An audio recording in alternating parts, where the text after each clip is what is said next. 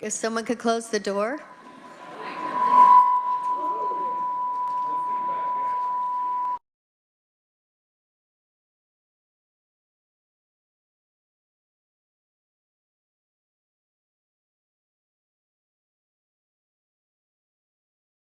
Jenna will give us the bill over.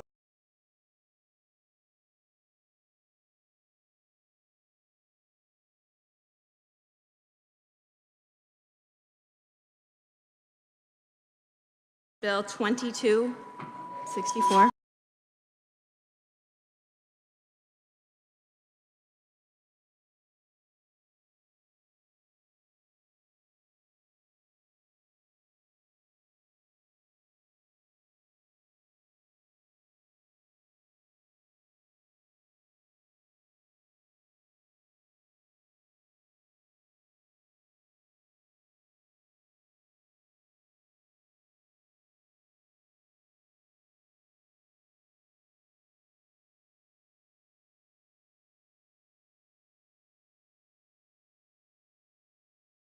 House Bill, no, 22.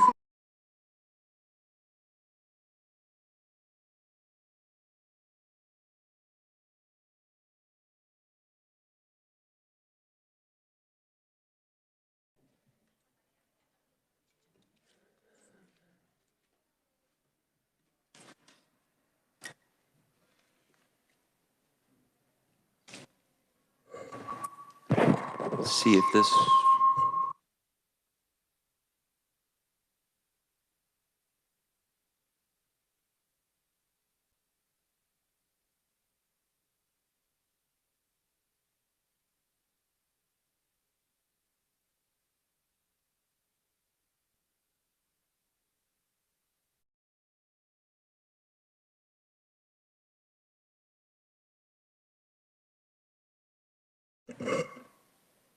Is this one in it? No.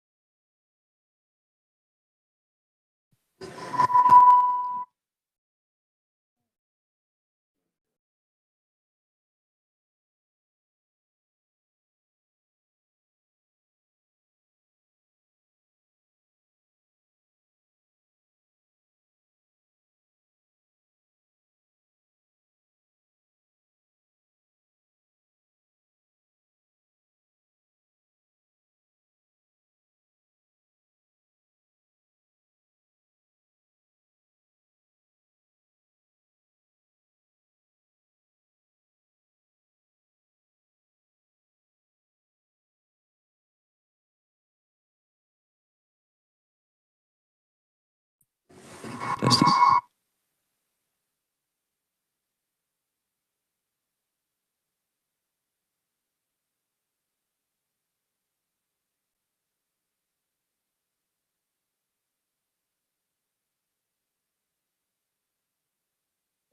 One, two. Yep.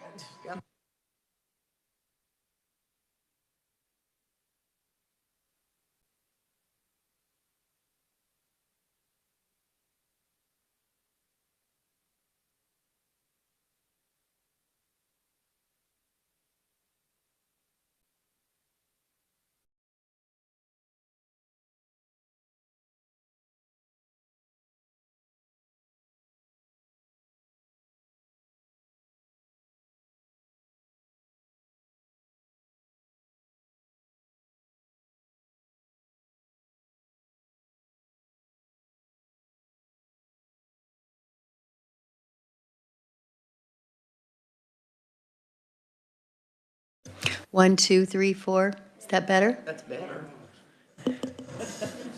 It's not like we have a busy agenda today or anything. We just have plenty of time. All right, Just kidding. Yes. I'll just talk extra fast, yeah, which you're used to me talking quickly anyways.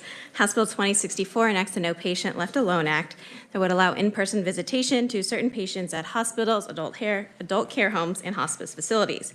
This bill would create a new section of law. Section B defines terms used in the bill. That includes things like an essential caregiver, immediate family members, patient, and a patient care facility, which would be defined to include adult care homes, medical care facilities, which would include hospitals, surgical recovery centers, things of that nature, as well as a hospice facility. Subsection C prevents a patient care facility from taking any action to prohibit a patient from receiving visitation from, and the first one is was amended by the House Committee to include a visitation from any person designated by the patient or the patient's agent for healthcare decisions, so you durable power of attorney for healthcare decisions, from an immediate family member, domestic partner, or significant other, domestic partner, significant other, added by the House Committee, the agent for healthcare decisions, an essential caregiver, as well as a minister, rabbi, or clergy person of a patient's religious denomination. And a patient would be allowed to revoke or refuse visitation at any time, also a House amendment. Subsection E allows a patient care facility to adopt visitation policies and procedures outlining infection control policies, as well as dates and times when visitation would be allowed, visit length, and limitations on the number of visits. Subsection F would require a facilities visitation policies and procedures adopted pursuant to this section to allow in-person visitation when a patient is terminally ill, making a major medical decision, experiencing emotional distress or grieving loss of a friend or family member, experiencing functional, cognitive, or nutritional decline, struggling with a change in environment, admitted to a medical care facility for childbirth, including care related to a miscarriage or stillbirth, or if the patient is under 18 years of age, they would be allowed to receive visitation. Additionally, the facility would be required to provide to the patient care facility's licensing agency these policies and procedures, and these policies and procedures would be required to be accessible from the homepage of that care facility's website. Subsection G would allow visitation policies and procedures adopted under this section, or not allow, would require that policies and procedures adopted under this section cannot be more stringent for visitors than they are for employees of the patient care facility providing direct care for patients. So the policies and procedures for a nurse or other caregiver would not be allowed to be more lax than those for visitors. Subsection H would allow a patient care facility to adopt visitation policies and procedures that are more stringent for intensive care units. They could modify visitation based upon a patient's condition or need for rest and require a visitor to agree in writing to follow those policies and procedures. The patient care facility could suspend or revoke a person's visitation if the visitor repeatedly violates the facility's policies and procedures or is violent or aggressive. And the House added an amendment in paragraph 6 saying notwithstanding subsection G, they could require a visitor to adhere to infection control procedures, including wearing personal protective equipment. Subsection H would require KDHE to publish on its website a explanation of the section's requirements and a link to report complaints. And subsection G would allow immunity for a patient care facility, civil liability or damages, unless there is gross negligence or willful, wanton, or reckless conduct. And I'll be happy to answer any questions. Committee, do we have any questions for Jenna? Senator Steffen. Thank you. And I apologize, I didn't look this up last night. Would you hit us with the definition of patient care facility and then medical care facility, please? Yes, so patient care facility is defined in the bill. It includes adult care homes, which would be your nursing homes, Home Plus, boarding facilities as well, any sort of adult care home as well as memory care facilities, things of that nature. And medical care facility would include hospitals, surgical recovery centers, rehabilitation centers. And that would be all the types of hospitals, whether you're a rural hospital, specialty hospital, 24-hour, ER type hospital. Any other questions for Jenna? Seeing none, Jenna, thank you. We will begin with our first proponent. Is Representative Epley in the room? I didn't see him initially. There you are, hiding behind someone. Just kidding. Thank you for coming forward, Dr. Epley.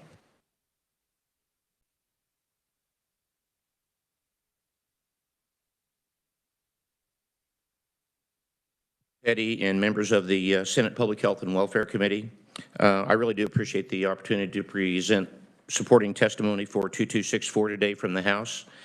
As a practicing and still practicing physician for about 42 years, I have gone through the pandemic, the 100-year pandemic, just like all of us in this room, and I'm very happy that it is in the rearview mirror. Unfortunately, in the throes of it, I experienced 9 patients that passed away from COVID complications. And to say it was heartfelt was, it's like losing a family member for me. Because of the prevailing infectious disease policies at the facilities where these folks died, and there were various facilities, it wasn't our hospital, it was throughout Northeast Kansas and actually KU Med Center. All of them, every single one of them died alone without family members present, and they died isolated, and it was beyond a very sad situation. The grief and loss of their loved ones was intolerable and insufferable. I feel that this is and was and is egregious and needs correction. I've had folks from throughout the state reach out to me on this issue, and they wanted something done.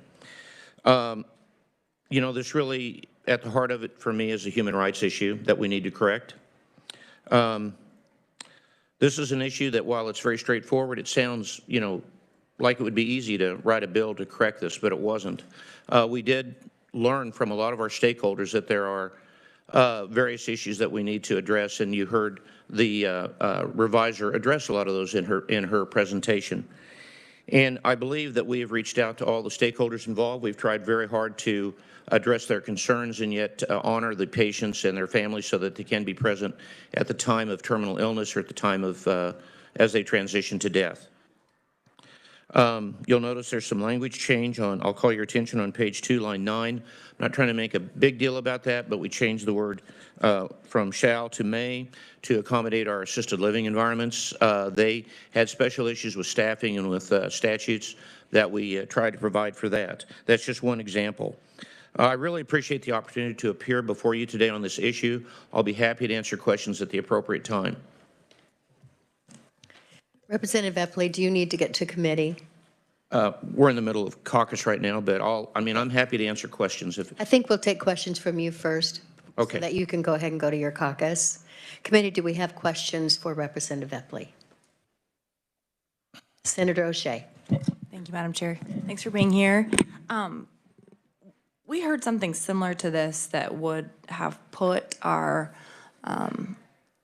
nursing homes and aging services out of compliance with federal regulations. And so how does this work to fit within those so that we're not putting our Medicaid, Medicare at risk?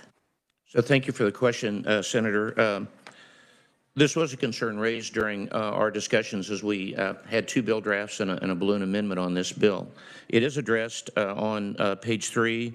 I would call your attention line 18, section L, that it will not supersede any federal law, rules, regulations, or guidance regarding patient care facilities. And then going on, it states that it will not prohibit a patient care facility from taking actions necessary to ensure that the patient care facility remains eligible for federal financial participation, federal funds, or participation in federal programs, which would include Medicare and Medicaid. So I feel that that's very adequately addressed in the writing of this bill. But it's a good question. Senator Blasey. Thank you, Madam Chair. Since you're the author of the bill, I better ask you these questions before you leave. But I appreciate you bringing this bill forward because COVID was a very hard time for a lot of people. I had a buddy who, his firstborn, he wasn't there. The hospital wouldn't let him in when he had his firstborn child. So you're saying this bill would have prevented that? I believe that it will allow visitation in circumstances of up to 2 adults in each situation, or individuals designated by the patient or the patient's guardian in that case. And then my grandmother died of COVID, not the virus, but of loneliness, depression, and exclusion. And that was very hard for our family. The nursing facility refused to let people in because she was alone for I guess, 7 months before she passed from COVID starting to then. And it was very hard. I mean, she couldn't do FaceTime or anything like that because of her situation, but she was alone, and that's what killed her. And our family is still today is very angry because of how we were treated, because nursing facilities just not far from ours were allowing people to go in, and ours was not. And that facility is now closed today, probably for a lot of reasons. But it's just heartbreaking, and I just hope no one ever has to go through that again, where they die alone, and that families aren't allowed to see their loved ones. So I really appreciate you bringing this bill forward, and I will be supporting the bill. Madam Chair, may I comment? I'm very sorry for your loss, Senator, and this is a prime example of what we want to reverse or correct through this bill. And while this bill is far from perfect, we don't want to let the perfect be the enemy of the good, because this is a darn good bill, and we've really tried hard. And some of the stakeholders are here today. You may hear testimony from them. I don't know if I'll be here, but we've tried hard to balance their concerns, and yet with the concerns that you experienced firsthand. And yes, absolutely, people do die of isolation and depression, and I'm so very sorry for your loss. Senator Baumgardner. Thank you, Madam Chair, and Representative, thank you for being here today. Last year when we were talking about this situation, I pointed out, where is the ACLU looking up for people's rights under this circumstance? But as you know, we have more than 20 opponents. So before you leave, what could you share with us with regard to the concerns they have as far as a counter to the concerns? Well, thank you for bringing that up. I'm not privy to your docket to know about the opposition versus the support. We had no real opposition in the House, so obviously this is what happens commonly when you go from one chamber to the other. You flush out folks that are not really aware of this until it has consciousness and goes to their chamber. So I'll certainly listen to their comments. We did have the leaders from all the stakeholders that this touches, which includes the Hospital Association, the Nursing Home Group, the Assisted Living Group, and Leading Age. And I thought that we had written a bill that met all of their concerns and stakeholders' issues. But at the end of the day, we have to provide access and human contact with our loved ones at the end of life.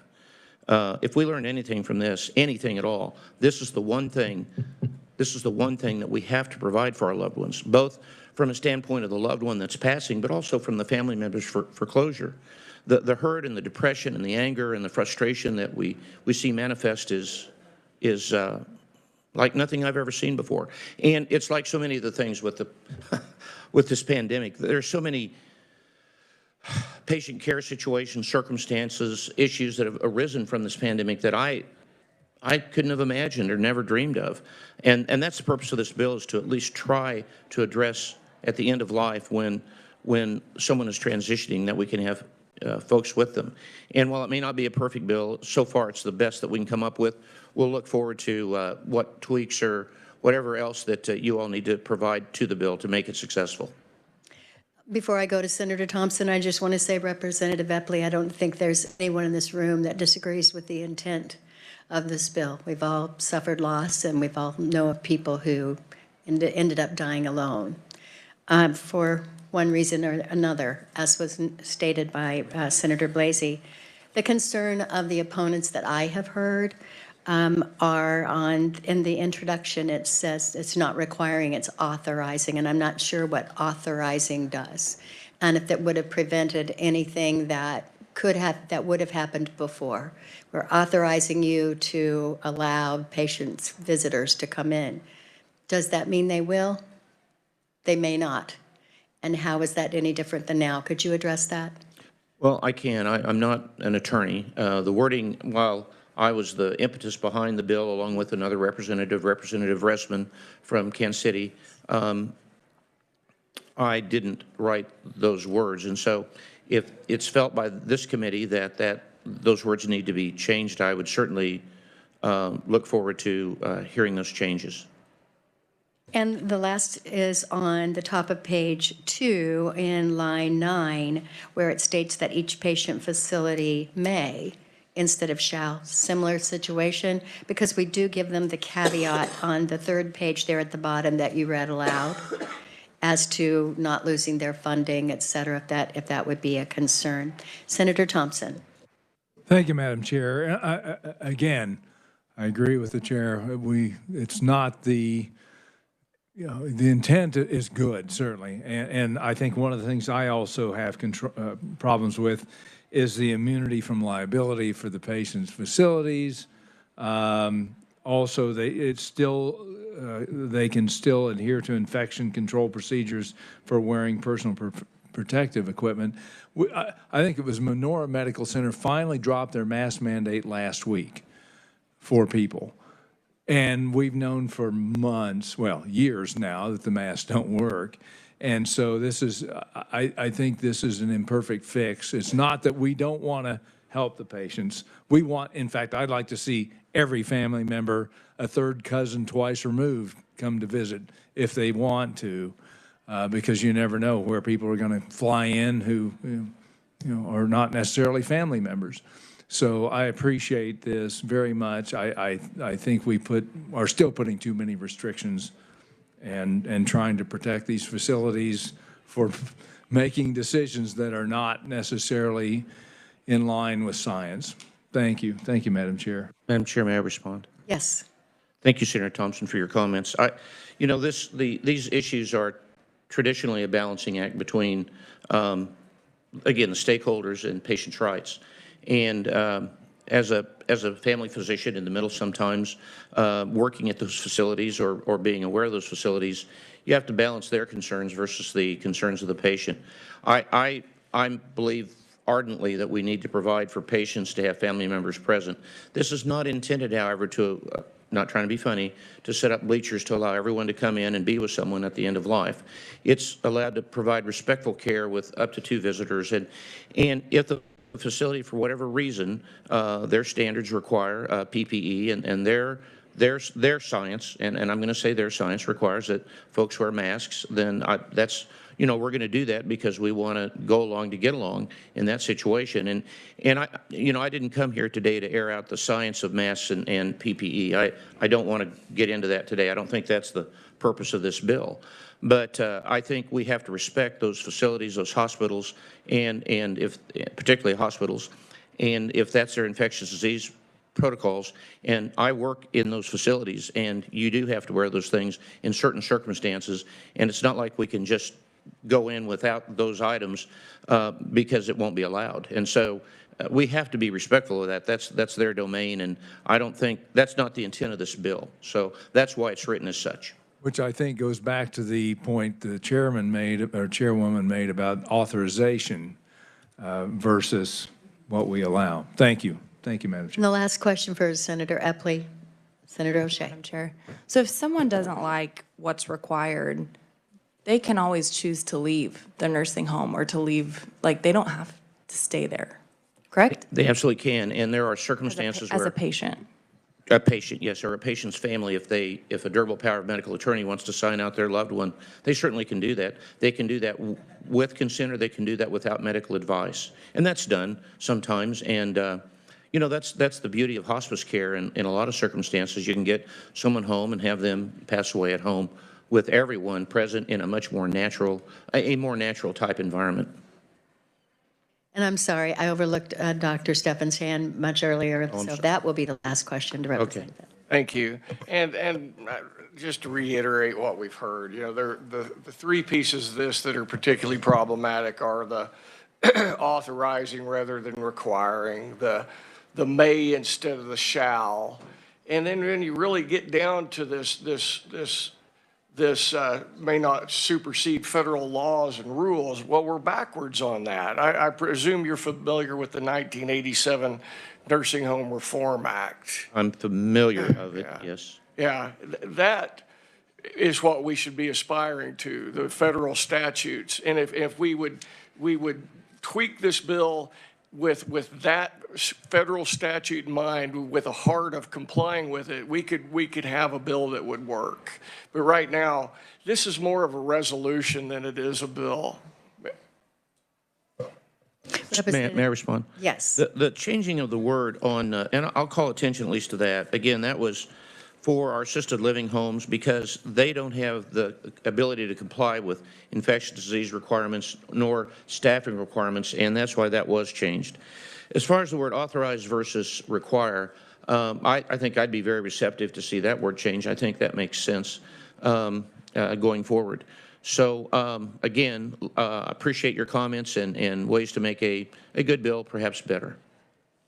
Thank you so much, Representative Eppley, and I'm sure we will see you in conference committee. Yes, thank you for the opportunity. And our next oral proponent is Rachel Monger, President and CEO of Leading Age Kansas. Welcome, Rachel. Thank you very much, Madam Chair. I am Rachel Monger, the CEO of Leading Age Kansas, which is the state association for nonprofit and faith-based senior care across the state. And we are actually here as a proponent of the bill. You may recall we've actually been opponents in previous iterations of this topic. The reason why we felt it important to switch our position was because this version of the bill does allow us to continue following our CMS rules and regs and keep our federal funding, basically, which is what keeps long-term care doors open. As we know, the vast majority of seniors rely on Medicaid and Medicare to pay for their care. We know that the visitation shutdowns in long-term care are a big impetus behind this bill. Our providers know firsthand how absolutely heart-wrenching and destructive those shutdowns were for our residents, for our families, for our communities.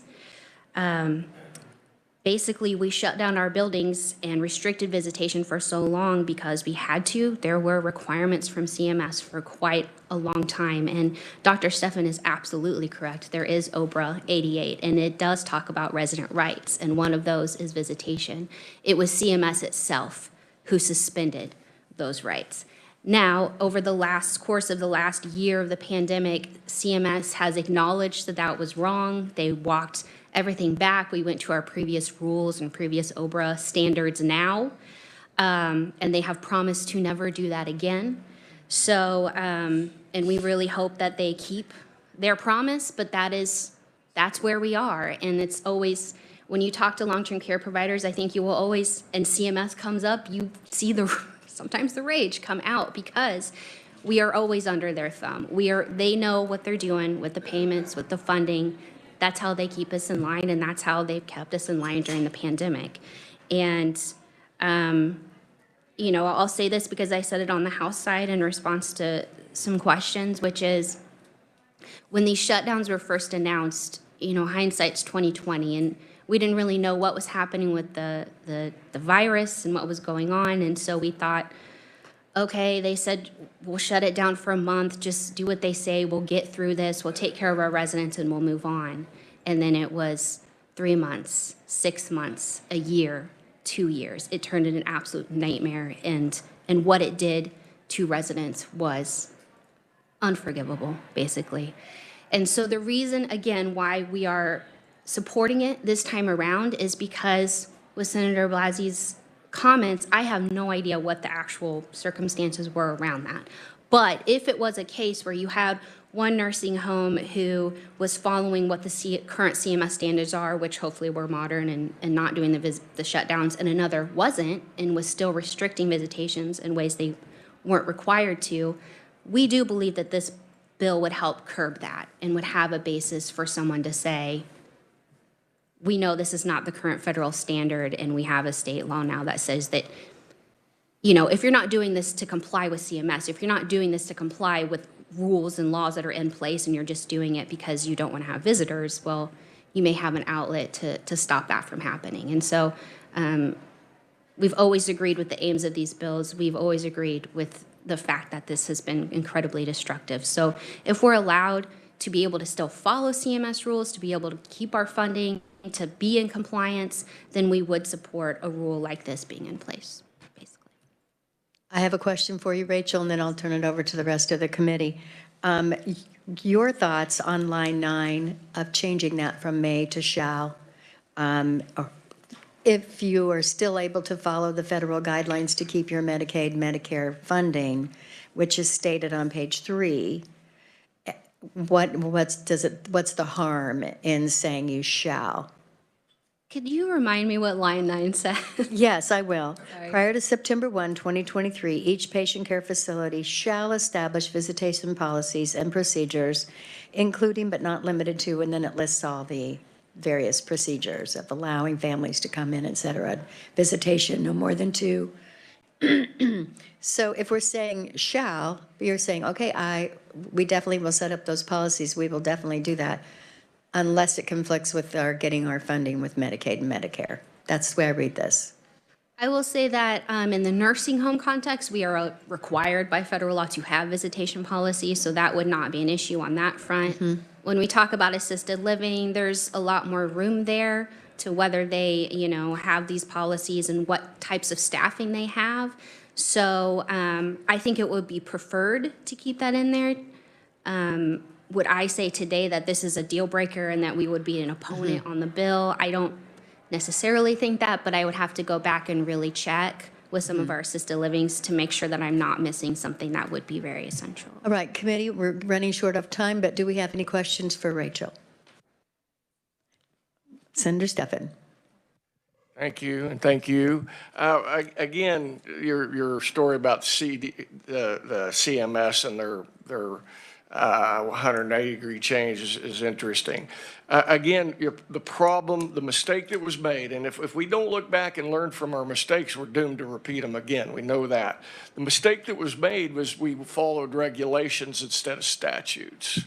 And if we don't learn to build legislation off of statutes, build decision-making off of statutes, we're going to fall prey to whimsical thinking, which is what led to the entire pandemic response, was based on whimsical thinking. So I really think I challenge this committee to look at this in terms of what's right for the individual, what corresponds with federal statute, and get this right and put some barrier between these facilities and CMS and our individuals who have individual rights based off the Constitution, based on the Nursing Home Reform Act. Because I guarantee you they're not going to revoke the 1987 Nursing Home Reform Act. They changed regulations on a dime. Thank you. Senator O'Shea. Thank you, Madam Chair. I want to talk a little bit about CMS, and it appears to me that they've, long before this issue, they have a thumb on the nursing homes, right? They're the strings that are holding the money. So if we just took them out of the equation, how much more would we be charging each individual patient so that we could run it how we wanted? Well, I mean, we would lose billions of dollars out of the state, I believe, when it comes to when you talk about the federal match for what we put up for our Medicaid funding. And, as I said in the beginning of my testimony, I'm not going to start throwing out crazy numbers in case they're wrong. But more than 60% of even just nursing home residents are their care is paid for by the Medicaid program. So if we don't have that, we either have people who have no way of accessing that care because they cannot pay the average $300 a day it costs to privately pay for nursing home care. You would have, I don't think the hospitals would be very happy, you would have a lot more people living in hospitals because they will not have anywhere to go after their stay. And we're actually seeing that in hospitals now, really struggling because of the huge staffing shortages in nursing homes. We are not taking people or enough people, and we're seeing that back up in the system. You would see an almost total collapse of long-term care in the state. So just again, for argument's sake, we could be just, if we want to be free from that money, those strings, we could just charge it to the patient, and if the patient can pay it, great, and if they can't, they can't. Or we could say, okay, the state's just going to come in and the state should fund it. So I think there's that realistic factor that we have to think about is if you're signing up to get those dollars, you got to follow their rules, or you can pay it on your own. Senator Erickson. Thank you, Madam Chair. And Senator O'Shea brought up a question to mind.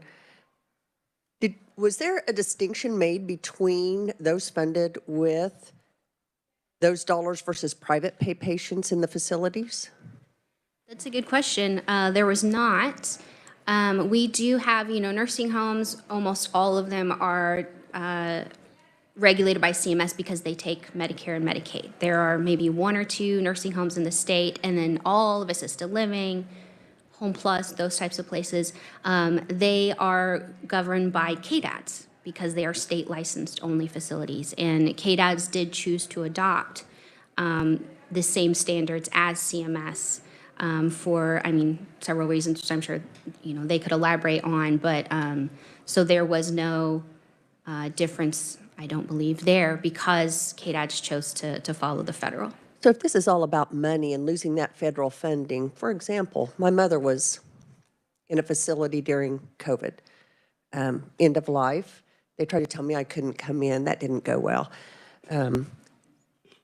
Private pay, we paid every penny, $6,000 a month. So I'm sitting here thinking, why was I subjected to try to make me not be able to see my loved one when we weren't getting funded by any of those federal dollars? I think that bears looking at. Thank you, Madam Chair. Are there other questions for Rachel, committee? Senator Blasey. Thank you, Madam Chair. Not really a question, just a comment. I mean, I know, Rachel, you guys were faced with unprecedented times during COVID, and in the situation where my grandmother was, I believe facilities had a little more loose, be able to choose some of their own policies, and so the facility that she was at chose to go the more stringent route. And to kind of follow up on Senator Kristen O'Shea's comments about, well, your patient can be just withdrawn and brought home. Of course, we could have done that, and I can tell you that was discussed a great deal, but unfortunately, all my aunts and uncles were all working, and there was no one who could provide that 24-hour care that was needed, and that's why we relied on these facilities. And as Senator Erickson said, my grandmother saved her whole life for my grandpa to pay privately for these services. And unfortunately, it breaks my heart to understand, you know, how she must have felt, wondering why no one's coming to see her, why no one could, you know, maybe look through the window, but you can't hear, you can't crack the window open because, you know, it might get inside. And it was just a very, it was a hard time. And so I do want to commend you, as I know you're not in an easy place, but I hope we can make this bill good. Hopefully this never, ever happens again. And I'm disappointed to hear that KDADs chose to decide to go after the CDC guidelines on private facilities. So that'll be another conversation for another day, but thank you. Rachel, thank you so much for your testimony. And committee, this concludes the hearing on House Bill 2260. Oh, we have another opponent? Did I miss someone? Oh, we do. I'm so sorry. I saw the other proponent written only. My apologies. And if you could, we have 3 proponents. We have 3 bills we need to work after this. So if you could please keep your testimony to 2 to 3 minutes. Yes. 3 opponents. And we'll begin with Lauren Schiffman. Thank you, Chairwoman Gossage, committee members. I'm here today in stark opposition of this bill. Unfortunately, this is a topic that I'm deeply concerned about and love the concept, but the bill as written does not protect patient rights. And I'm not okay with, yeah, the bill's not perfect, we should just pass it. It's not good to just pass bad legislation. At the end of this bill, it gives the rights to the hospital under the guise of policies with no option for challenge or unreasonable circumstances. Line 42 in page 2 states, modify visitation based on a patient's condition and need for rest. That's an open invitation for abuse and really could deny visitors. The only person that should be able to decide whether they get a visitor or not is the patient, in my opinion. This bill gives the hospital basically carte blanche to do whatever they want based on how it's written. This bill is dangerous, and I know it because I lived it. My mother was admitted to the hospital with pneumonia after she had contracted COVID, and she was not contagious. She was very far into her illness. Did anyone ever ask what day she started her illness to make that conclusion? Never asked. They just slapped her COVID, no visitors allowed. On day 1, my mom was asked to take remdesivir. We vehemently objected, and the doctor was perplexed why. And I had to remind him, because he didn't look at the chart, to know that my mom was well past viral replication, and remdesivir is a antiviral drug. And once I made this comment to him, he goes, oh yeah, I guess I agree. So what would have happened if I wouldn't have been there? And I wasn't there. I had to do this all over the phone to consult with him. On day 2, the next doctor walked in and demanded that my mom have tocilizumab. She said my mom was going to die if I didn't give her an answer immediately on if my mom could have that drug. I told her, I just need 10 minutes. You threw this at me. I just want to do a little bit of research. I don't need 10 days. I need 10 minutes. And she was adamant. She bullied me. She said, I need to know right now. And that wasn't true. She just wanted to know so she could chart and then move on. So that afternoon, I called to check on my mom's meds because I couldn't get in, of course. And shockingly, there was no tocilizumab. And that was the same drug that me and the doctor went in the mat on. And she said my mom was going to die if she didn't have it right then and there. And I asked the nurse, what happened? Oh, the doctor reconsidered. Yeah, she just didn't deem it necessary anymore. So the third day, finally, after pushing and pushing, I was able to get in. And the only reason why I was able to do that is because I work in the healthcare arena and I know how to work the system. But not all people are that savvy. So my mom was sick. She was scared. She needed me. I was her power of attorney. This bill would have changed nothing in her circumstance because all the hospital would have had to do, based on line 42, is deem that she needed rest and I would be locked out. So I urge you, please do not pass this bill. I know you all want to pass something, but just don't pass something just to get something on the books to check the box. Please make sure that it's right. Thank you for your time. Lauren, I can assure you we don't do that. And our next opponent is Debbie Mize.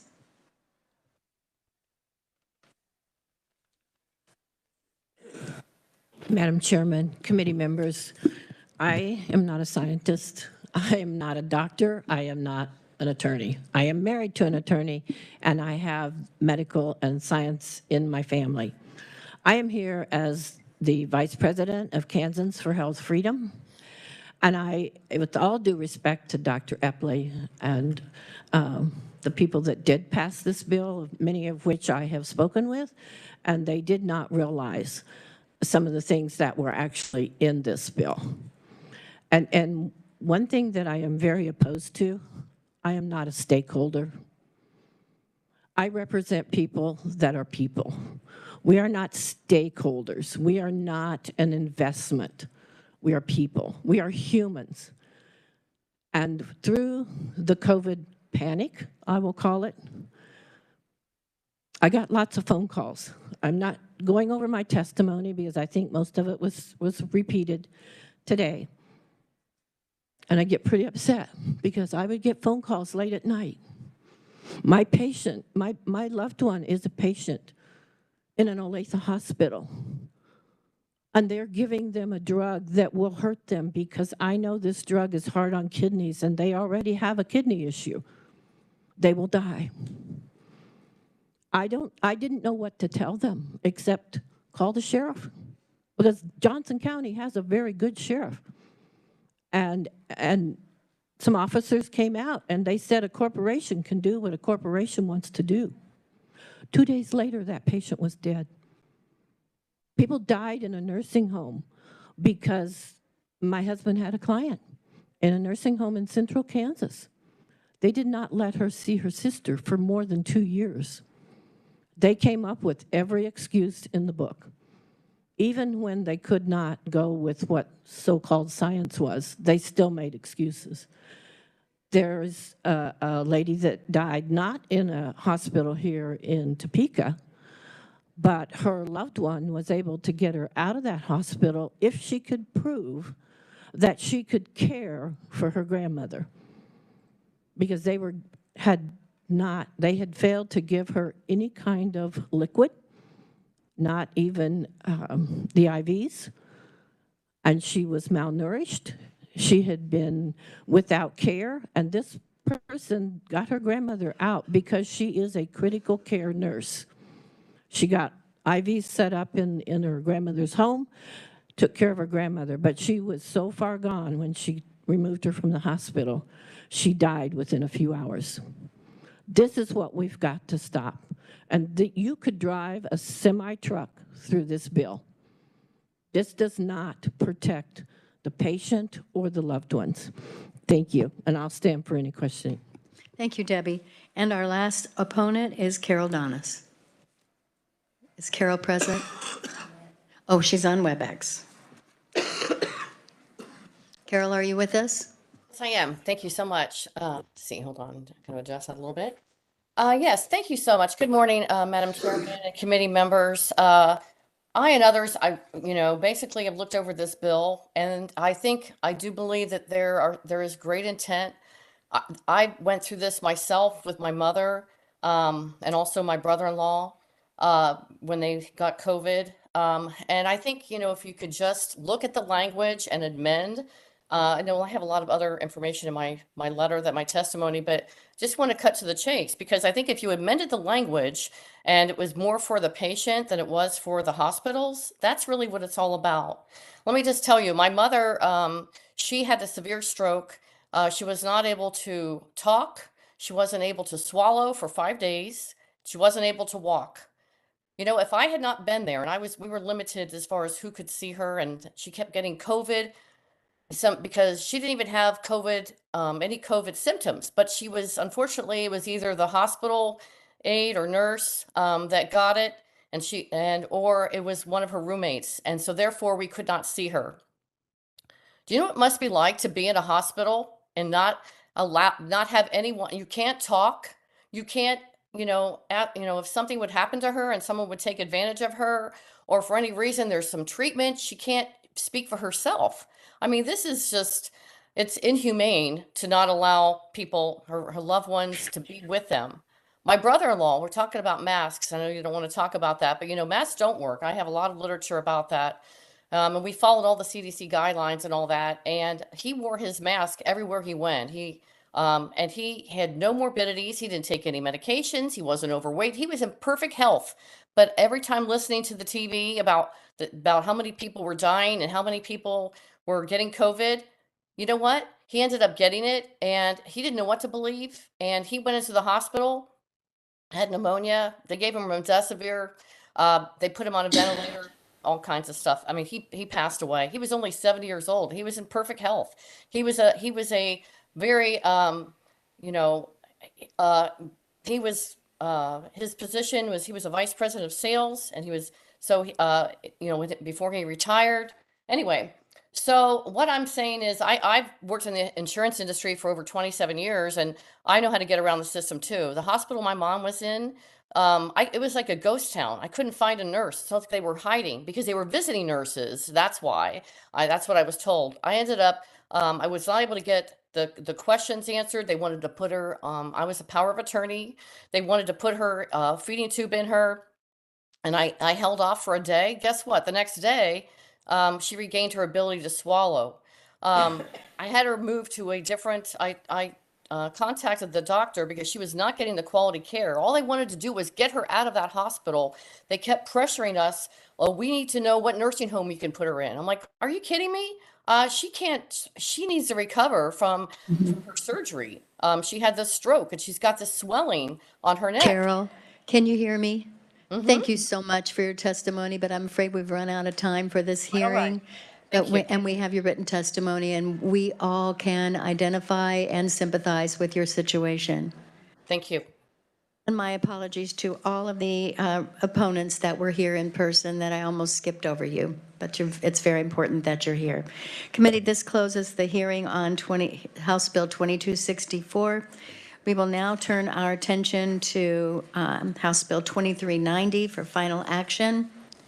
I have asked Robert Jacobs of KBI to come to us and talk about the OD mapping, and you should have one of those that have been passed out to you. Thank you, Madam Chair and members of the committee. My name is Robert Jacobs. I'm the executive officer at the Kansas Bureau of Investigation. Senator Gossage asked me to speak briefly on some of the methods that law enforcement is currently looking at to track overdoses and overdose deaths in Kansas. I'd like to speak about two such methods, and I wanted to briefly just talk to you quickly about that. Now, what you're seeing now is a map that's being handed out. This is called OD mapping. OD mapping started with is a program that was created through the High Intensity Drug Trafficking Area, HIDTA program.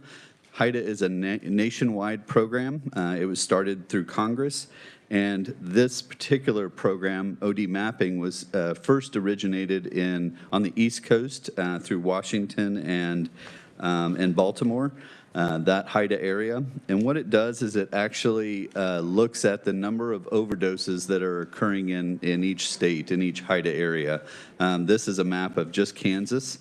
The first map that you'll see that has a lot of blue dots on it, more than the other one, is primarily a map of all of the suspected overdoses that occurred in Kansas between January 1st, 2022 and December 31st, 2022.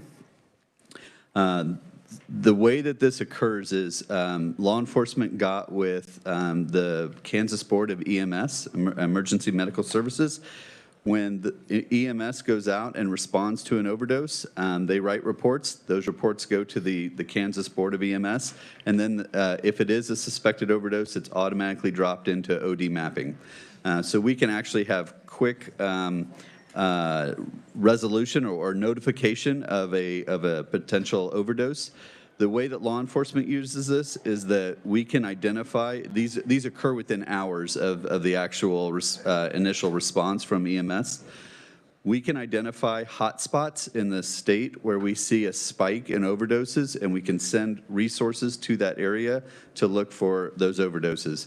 It is important to note with the OD mapping that it is all overdoses and not just fentanyl per se, but we do have a way to identify and start tracking the number of overdoses. And you can see, based on in the bottom box, that in 2022 we had over 10,000 suspected overdoses across the state.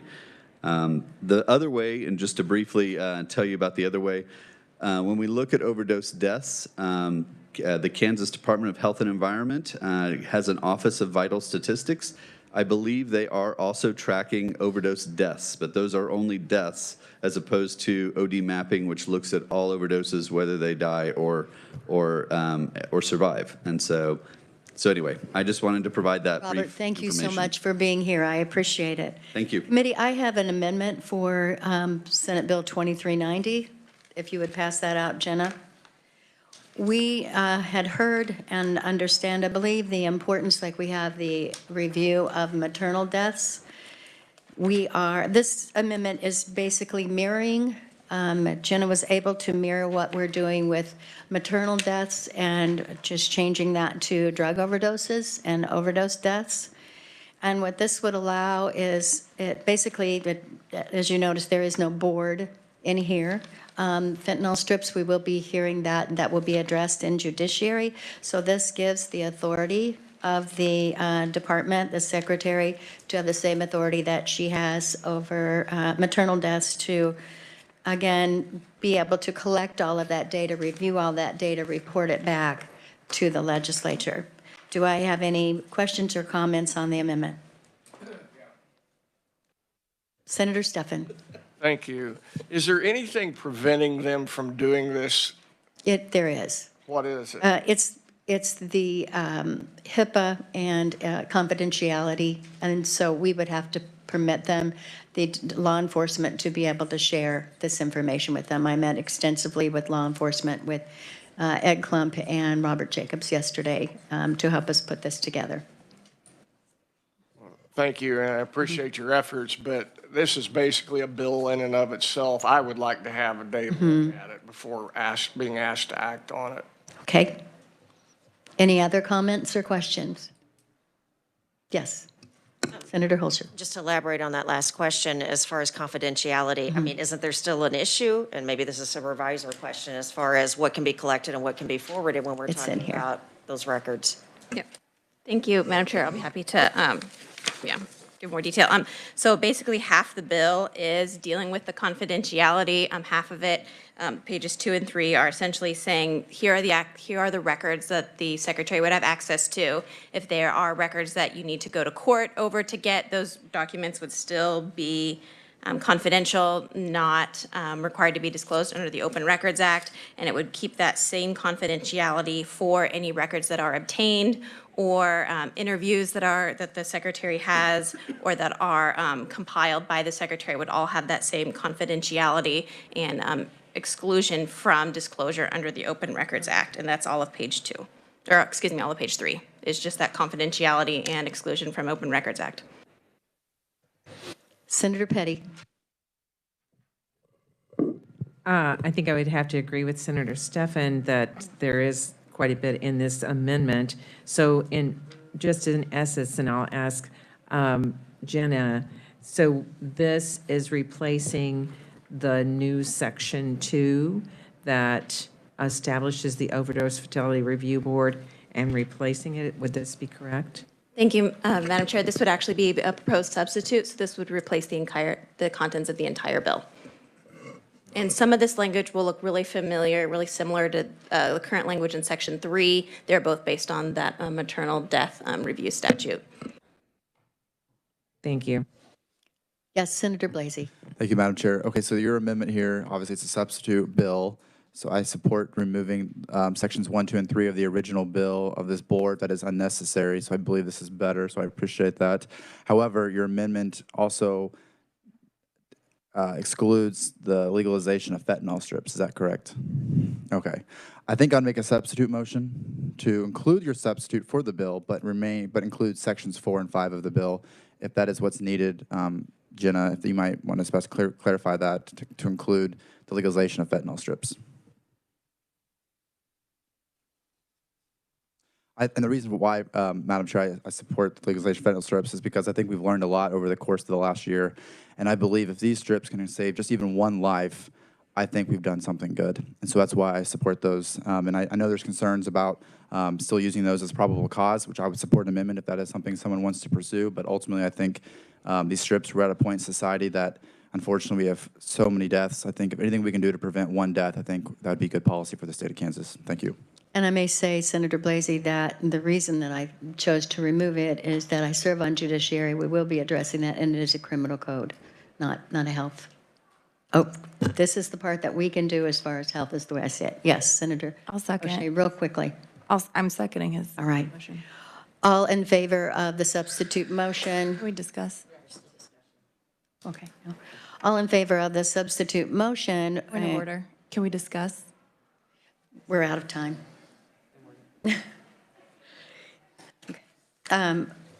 Of the substitute motion, including the fentanyl strips, please say aye. Aye. Opposed? No. Noes appear to have it, but we can, division, that's right. So if you're for this amendment, please raise your hand. And against? All right, the amendment is not approved, and so we're back on the original amendment. Do I hear a motion? You did. Okay, do I have a motion on the original? Yes. Madam Chair, I move the original motion for the amendment. Do I hear a second? Second. All in favor of this amendment, please say aye. Aye. Opposed? No. Ayes have it. This amendment has been, did you say division? Okay. All in favor of this amendment, please say aye or hold up your hand. Okay. How many do we have? 4? Okay. Opposed? 3. Were you opposed, Senator Thompson? Yeah. I kind of feel like Senator Stephan does.